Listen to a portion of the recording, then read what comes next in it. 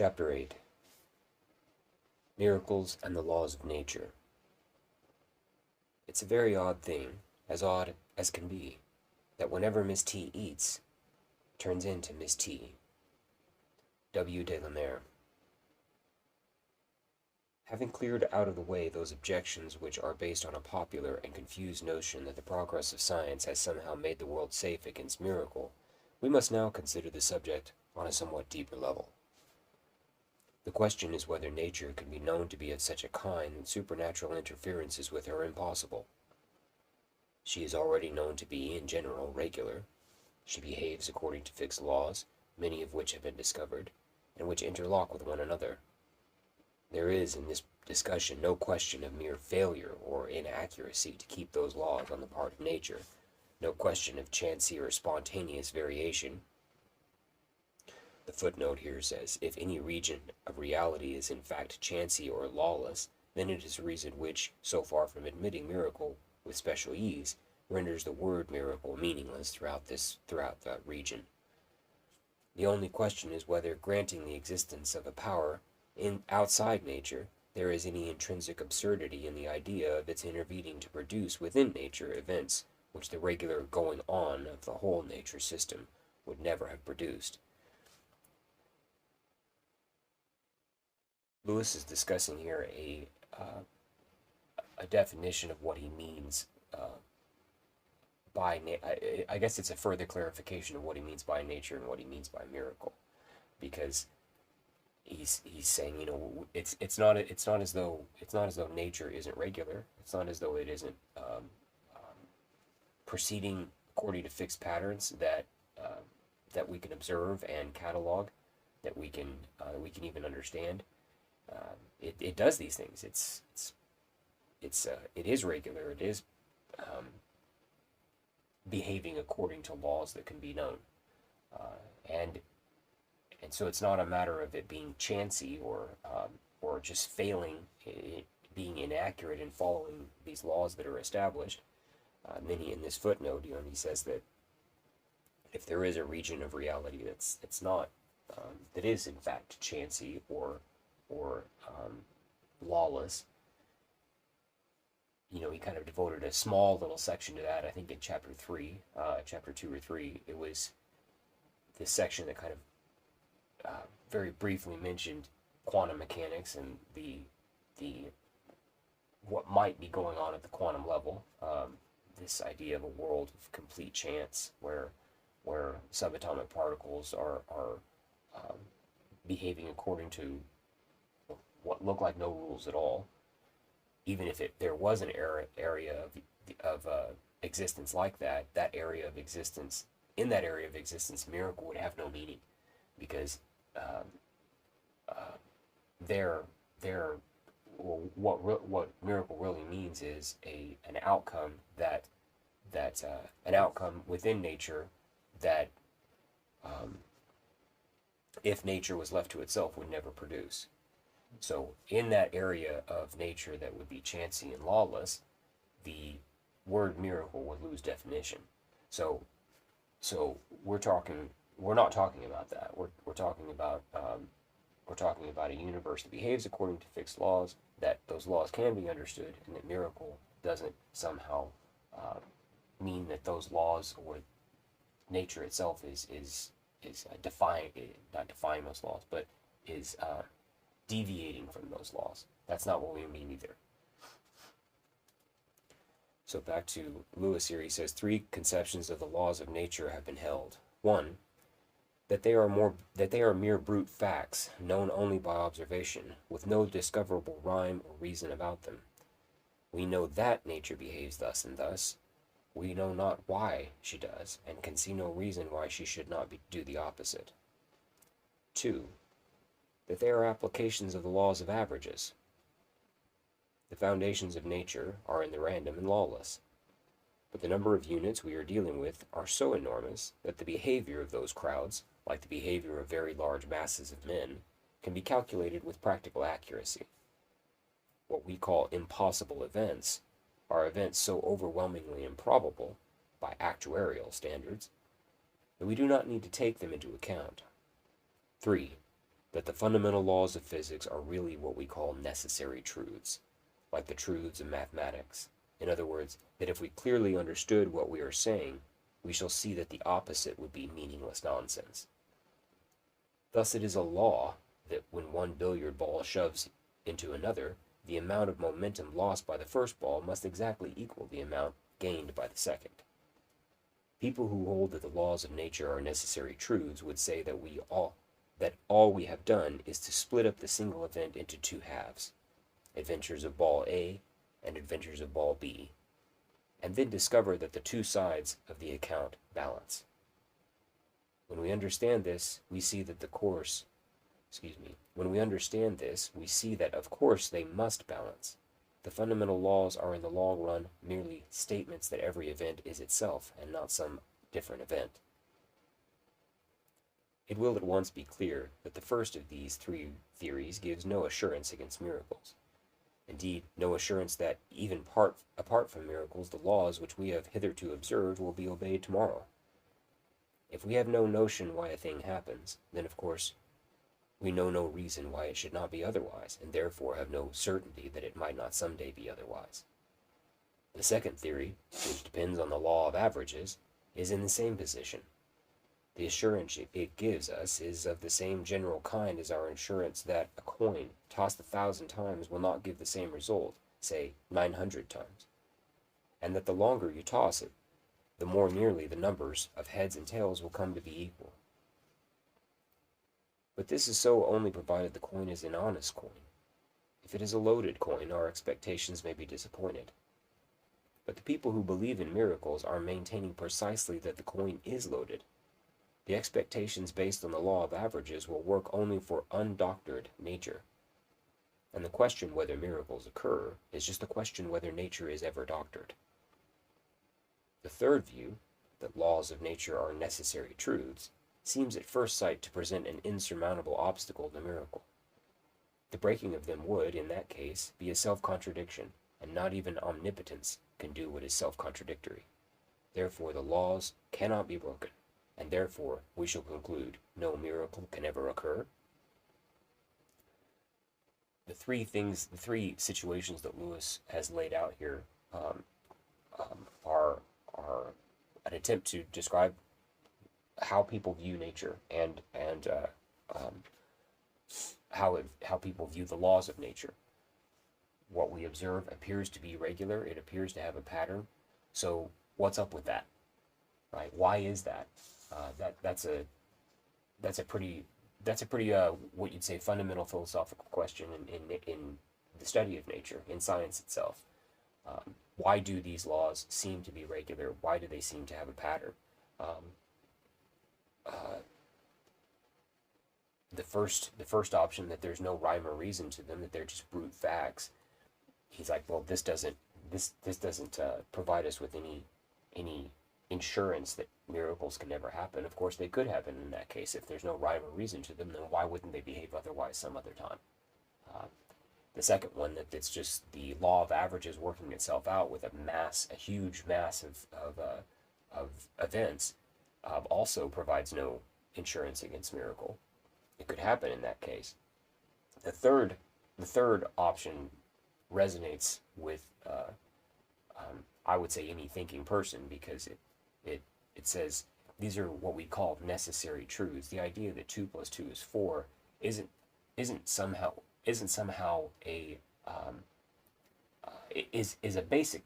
If we understood what we were talking about, Lewis says, if we understood what 2 and 2 are, if we understood what plus means, if we understood what equals means, we'd understand that the only answer could be 4.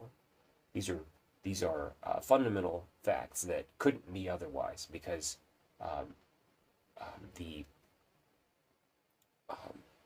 they're necessary truths. There's some things that just are seen to be true, are understood to be true the moment they're heard. They're that simple. They're that fundamental. And he says this view is the one that seems to sort of, use a basketball term, to box out miracle the best. It seems to be something that would be insurmountable in introducing or thinking that miracle could occur. He says in that paragraph that we just read, he says the breaking of them would, in the breaking of them, these laws would in that case be a self-contradiction, and not even omnipotence or God can do what is self-contradictory. Therefore, the laws cannot be broken, and therefore we should conclude no miracle could ever occur. He continues, we have gone too quickly.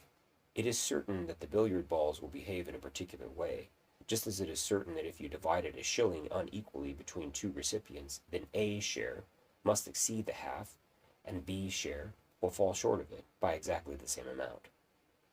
Provided, of course, that A does not by sleight of hand steal some of B's pennies at the very moment of the transaction. In the same way, you know what will happen to the two billiard balls, provided nothing interferes. If one ball encounters a roughness in the cloth, which the other does not, their motion will not illustrate the law in the way you had expected. Of course, what happens as a result of the roughness in the cloth will illustrate the law in some other way, but your original prediction will have been false. So, I remember when I first read this, and probably because I'm not a very smart person, or I'm not as smart as I might be, I thought, why does Lewis keep bringing in ridiculous possibilities like this? Of course, when we say we're going to flip a coin, we mean it's not a loaded coin. Of course, when we say we're going to divide a dollar, we mean that both of us are going to be honest when we're dividing the dollar. Of course, we mean when we're going to play pool or billiards, as he says, we mean that we're going to do it honestly with a billiard table that isn't defective. It doesn't have flaws in it. But that's not what we mean when we're talking about miracle. What we mean when we're talking about miracle is there are laws, yes, unless, and those laws will behave in such a way, unless there is an interference, right? If we are playing pool, of course the balls will behave according to laws that are understood. That's why we can get good at pool, because we can understand those laws and acquaint ourselves with those laws and conform ourselves to them, know what to expect, and by knowing what to expect, know what to do to the billiard balls if our skill, our control over our body is such and such, is at such and such a level. But what if, the example he gives here in just a moment, what if I strike the ball and you standing next to the table grab the ball that I was aiming for? Now, that doesn't mean that the laws have been broken. It means that you've interfered. Okay, that's why he's bringing these up, and he's not just being sort of a tedious, pedantic jerk here. This is an illustration of what he's saying God is doing when God does miracle. Of course, what happens as a result of the roughness in the cloth will illustrate the law in some other way, but your original prediction will have been false. Or again, if I snatch up a cue and give one of the balls a little help, you will get a third result, and that third result will equally illustrate the laws of physics and equally falsify your prediction. I shall have spoiled the experiment, quote, end quote. All interferences leave the law perfectly true, but every prediction of what will happen in a given instance is made under the proviso other things being equal, or if there are no interferences. Whether other things are equal in a given case, and whether interferences may occur, is another matter. The arithmetician, as an arithmetician, does not know how likely A is to steal some of B's pennies when the shilling is being divided. You had better ask a criminologist. The physicist, as a physicist, does not know how likely I am to catch up a cue and spoil his experiment with the billiard balls. You had better ask someone who knows me. In the same way, the physicist, as such, does not know how likely it is that some supernatural power is going to interfere with them. You had better ask a metaphysician. But the physicist does know, just because he is a physicist, that if the billiard balls are tampered with by any agency, natural or supernatural, which he has not taken into account, then their behavior must differ from what he expected. Not because the law is false, but because it is true. The more certain we are of the law, the more clearly we know that if new factors had been introduced, the result would vary accordingly. What we do not know, as physicists, is whether supernatural power might be one of the new factors. So, in the billiard experiment, if you were standing next to the table and I struck the cue ball and you grabbed the object ball, spoiling the experiment, it would mess up my prediction of what I expected the object ball to do, but it wouldn't violate any laws of physics. In fact, it would just illustrate the laws of physics in another way, right? It's not, when you picked up the ball, the laws of gravity and friction, all of those things were still in play. It's just that they were being illustrated in another way, with the cheat, Adrian, influencing the outcome of the experiment. You spoiled my prediction. You didn't spoil nature when you did that. Okay, so I guess that's a way to sum up what he's saying here. In that case, I didn't break the law. You didn't break the law. You just interjected you fed new events into the situation that illustrated the law in another way. Mm-hmm. In that last sentence, we see that we do not know as physicists. What we do not know as physicists is whether supernatural power may be one of the new factors. That's one of the new factors. In that billiard example, you grabbing one of the balls is one of the new factors. Now, you're a cheat in that case, and you're a jerk for destroying what was otherwise a perfectly good game of billiards. But possibly our last game. And possibly our last game of billiards, but you didn't break the law of nature by doing that. If the laws of nature are necessary truths, he goes on, no miracle can break them. But then no miracle needs to break them. It is with them as with the laws of arithmetic. If I put 6 pennies in a drawer on Monday and 6 more on Tuesday, the laws decree that, other things being equal, I shall find 12 pennies there on Wednesday. But if the drawer has been robbed, I may in fact find only 2. Something will have been broken. The lock of the drawer, or the laws of England, but the laws of arithmetic will not have been broken. The new situation created by the thief will illustrate the laws of arithmetic just as well as the original situation. But if God comes to work miracles, he comes, quote, like a thief in the night, end quote.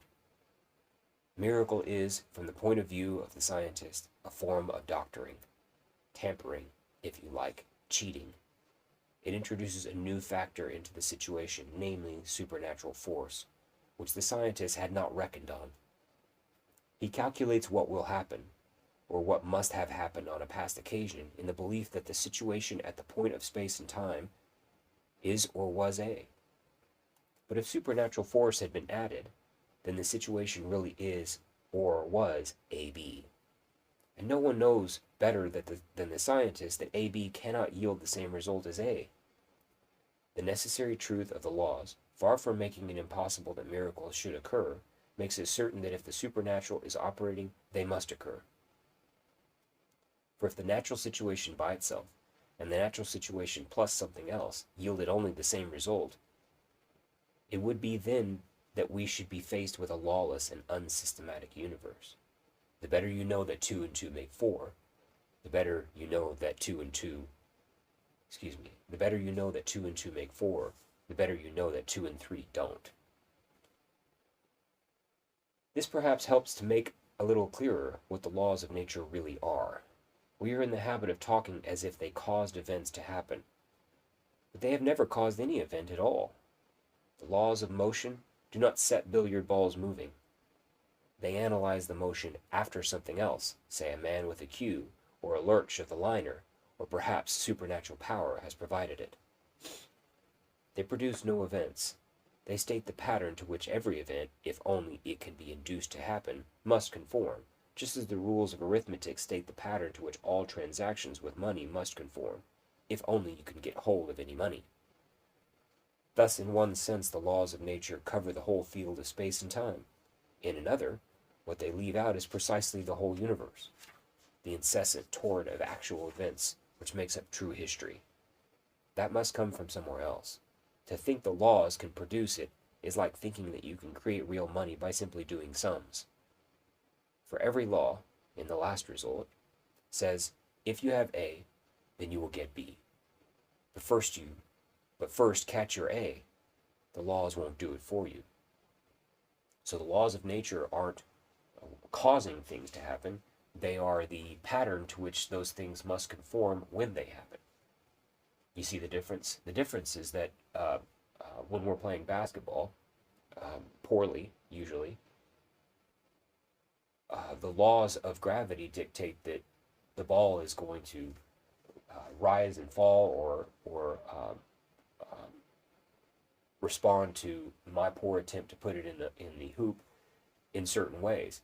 But those laws cause no one to play basketball. The laws themselves don't make the basketball game occur on the court. The laws tell us that when we start to play basketball,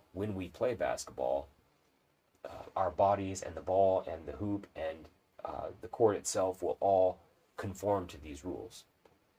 But it doesn't actually create the game. Events have to be fed into the situation first before the laws can even begin to have an effect. And this is what he's talking about here. It's the same with our money example. You know, he says if I put 6 pennies in a drawer on Monday, 6 more on Tuesday, all things being equal, I should find 12 pennies there on Wednesday. Those laws of arithmetic are ironclad, right? 6 plus 6 makes 12. But doing the math doesn't create any money. The money isn't created by my knowing that 6 and 6 make 12. I've got to get some money first before adding these sums together does anything for me. Knowing the rules is important, but feeding something into the system has to occur before the rules can have any effect on the system.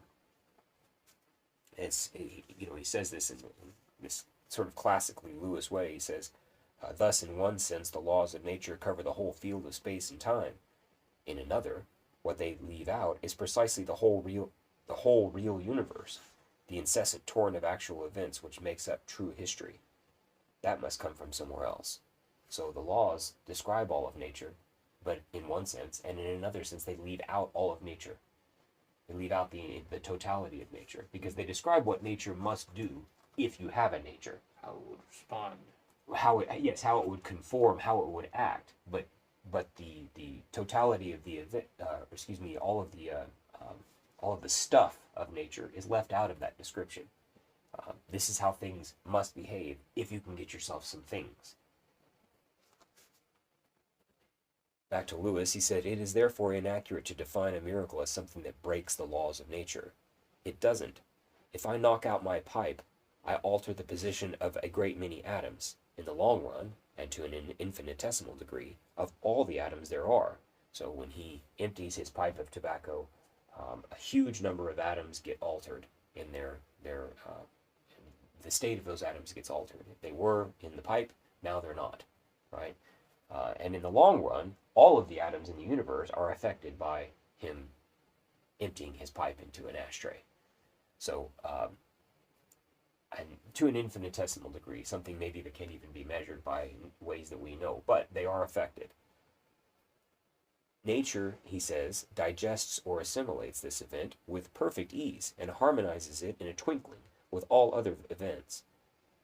It is one more bit of raw material for the laws to apply to, and they apply. I have simply thrown one event into the general cataract of events, and it finds itself at home there and conforms to all other events. If God annihilates or creates or deflects a unit of matter, he has created a new situation at that point. Immediately all nature domiciles this new situation, makes it at home in her realm, adapts all other events to it.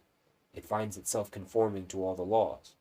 If God creates a miraculous spermatozoon in the body of a virgin, it does not proceed to break any laws. The laws at once take over. Nature is ready. Pregnancy follows, according to all the normal laws, and 9 months later a child is born.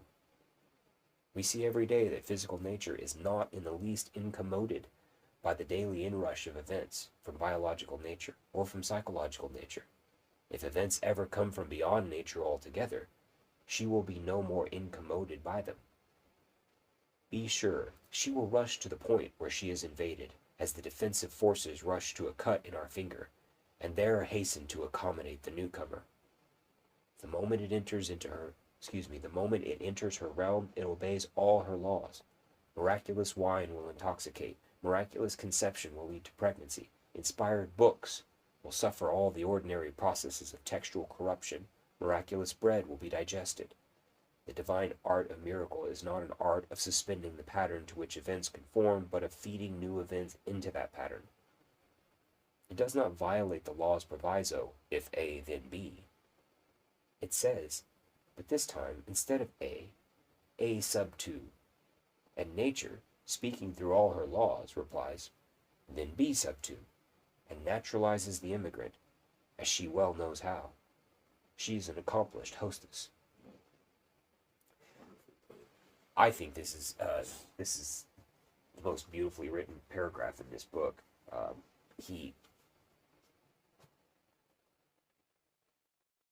He's been preparing us, I guess, for this paragraph, the entire book. He says that we have a description of miracle, or a definition of miracle that we start the book out with, and it fits here because it says that miracle is an event that, if nature left to herself, would not have produced. She would not have produced this event. But it doesn't break any laws of nature. It merely feeds another event into it. And he does this by talking about us. You are feeding new events into nature all the time. When you shifted in your chair just now, you fed a new event into nature. When you conceived of a meal that you were going to make and then proceeded to make that meal, you fed a new event into nature. Many events, depending on how you want to look at it. When you combed your hair, when you brushed your teeth, when you went to work, these were all new events that you fed into nature. And nature, as he says, isn't incommoded by that. It's not made uncomfortable by those events. It absorbs those events and makes it part of its vein of all other events, its cataract of all other events, as easily as any other event you witnessed that you had nothing to do with. The bird flying overhead or the sun rising in the morning. These are all events that nature is also feeding into that massive cataract of events. It's just one more. So when you adjust your microphone or when you tie your shoes, this is, it kind of takes the, if we look at it this way, it kind of takes the mystical side of miracle out of it, because God here is merely, I say merely real advisedly there, God is merely feeding one more event into nature, just as you are feeding an event into nature when you tie your shoes. You're altering it. You're altering its state. The shoestrings and the shoe and your foot were all switched around in order to make this happen. So you altered nature in that sense, but you didn't break any laws. You fed one more event into it, and nature said, sure, come on in. Right? This is why he says nature is an accomplished hostess. The miraculous wine intoxicates people. The miraculous bread is digested, and at the end of the digestion, the unmentionable occurs. The miraculous spermatozoon results in pregnancy, and 9 months later a baby is born. Nature takes over at that point. Its laws take over and welcome the newcomer, the new event, just as it welcomes the new event of you, a couple having a child in the way we're more accustomed to, with a man there, that is. The laws of nature apply there at that moment too. The moment a spermatozoon is introduced, the virgin, now no longer a virgin, has a child 9 months later. So the miraculous there needs to be viewed, Lewis is impressing on us, it needs to be viewed as a new event being fed into a system that, with the laws that it has always had, will take over and behave as they always have done. No laws are being broken, just a new event's being fed into them. But that always happens. That's happening all the time. In fact, that's what we would call nature if we thought about it. new events being fed into a new events being fed into a field that has laws that govern it. So reading those last few sentences again, he says, the moment it enters her realm, this event, whatever event it might be, the moment it enters her realm, it obeys all her laws. Miraculous wine will intoxicate, miraculous conception will lead to pregnancy, inspired books will suffer all the ordinary processes of textual corruption, miraculous bread will be digested. The divine art of miracle is not an art of suspending the pattern to which events conform, but of feeding new events into that pattern. It does not violate the law's proviso, if A, then B. It says, but this time, instead of A sub 2. And nature, speaking through her laws, replies, then B sub 2, and naturalizes the immigrant, as she well knows how. She is an accomplished hostess. Miracle is emphatically not an event without cause or without results. Its cause is the activity of God. Its results follow according to natural law. In the forward direction, i.e., during the time which follows its occurrence, it is interlocked with all nature just like any other event. Its peculiarity is that it is not in that way interlocked backwards, interlocked with the previous history of nature. And this is just what some people find intolerable. The reason they find it intolerable is that they start by taking nature to be the whole of reality, and they are sure that all reality must be interrelated and consistent. I agree with them, but I think they have mistaken a partial system within reality, namely nature, for the whole. That being so, the miracle and the previous history of nature may be interlocked after all, but not in the way that naturalists expected, rather in a much more roundabout fashion. The great complex event called nature, and the new particular event introduced into it by the miracle, are related by their common origin in God, and doubtless, if we knew enough, most intricately related in his purpose and design, so that a nature which had had a different history, and therefore been a different nature, would have been invaded by different miracles, or by none at all. In that way, the miracles and the previous course of nature are as well interlocked as any other two realities. But you must go back as far as their common creator to find the interlocking. You will not find it within nature. The same sort of thing happens with any partial system. The behavior of fishes, which are being studied in a tank, makes a relatively closed system. Now suppose that the tank is shaken by a bomb in the neighborhood of the laboratory. The behavior of the fishes will now be no longer fully explicable by what was going on in the tank before the bomb fell. There will be a failure of backward interlocking. This does not mean that the bomb and the previous history of events within the tank are totally and finally unrelated. It does mean that to find their relation you must go back to the much larger reality, which includes both the tank and the bomb. The reality of wartime England, in which bombs are falling, but some laboratories are still at work.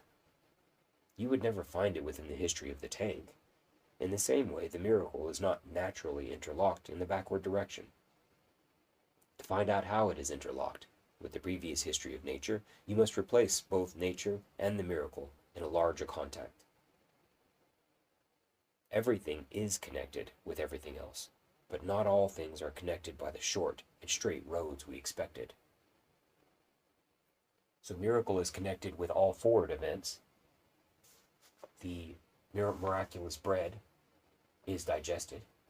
The miraculous wine intoxicates. The miraculous spermatozoon results in pregnancy.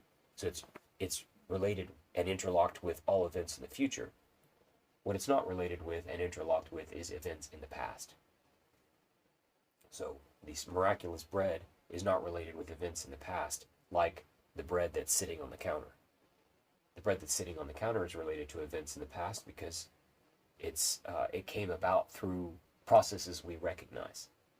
Right? The bread, the grinding at the mill, the baker, the packaging, the grocery store, the money. Here it is on my counter.